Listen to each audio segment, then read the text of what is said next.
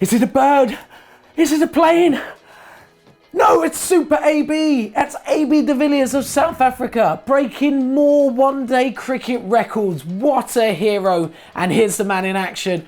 At the SCG, it's South Africa against the West Indies. The South Africa versus the West Indies matchup. South Africa made a sluggish start and were 87 for 1 after 20 overs. Straight to point.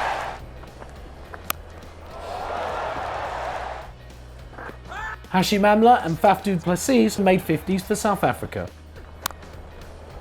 Beautifully driven. Does now and gets punched away. What a lovely shot. Back. Oh! And he goes over mid-off. Up stepped de Villiers in the 30th over and took just 64 deliveries to reach 150. South Africa made 408 for 5, the highest by any team in Australia.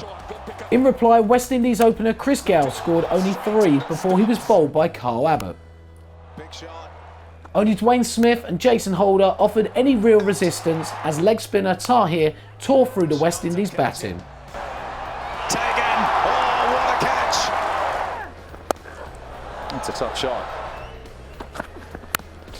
Nice shot. That's a solid crunch. This is going to be out. Too quickly. Dale Steyn pulled his length back. Gone.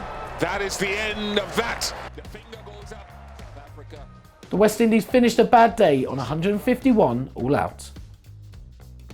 Amazing! That really was a genius at work, setting fireworks off at the SCG and breaking lots of records on the way. Now let's take a look at some of the records he currently holds in ODI cricket. The fastest ever 50 in just 16 balls, the fastest ever 100 in just 31 balls, both of those coming in the same game against the West Indies before the tournament, and now the fastest ever 150 off just 64 balls, again unfortunately for the West Indies against them. But when will we see him break the double century record? I'm sure it's only a matter of time. Now, after that game and after that innings, you can imagine the world of Twitter erupted. Aussie batsman David Warner said, "Wowee, that's some serious hitting by the best batsman in the world." He was joined by Kunaratne, who followed that up with, "It's high time to include AB de Villiers into the superhuman category." Lots of you saying that on Twitter.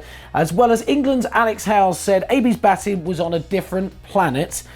Certainly was. South African legend Sean Pollock said, "Float like a butterfly, sting like AB." I think you would say unbelievable, but this is the second time I've seen a performance like this from AB de Villiers in the space of a month. He really is a remarkable player.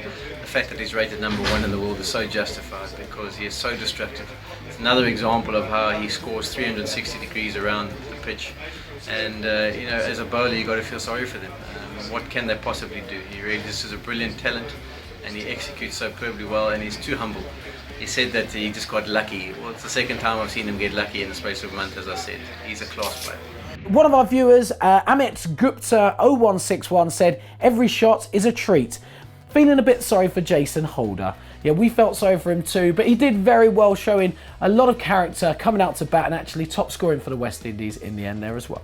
Right, following on from their first 2 games, India take on the UAE tomorrow. And we caught up with Indian legend Ravi Ashwin to ask how important the fans were when it comes to winning.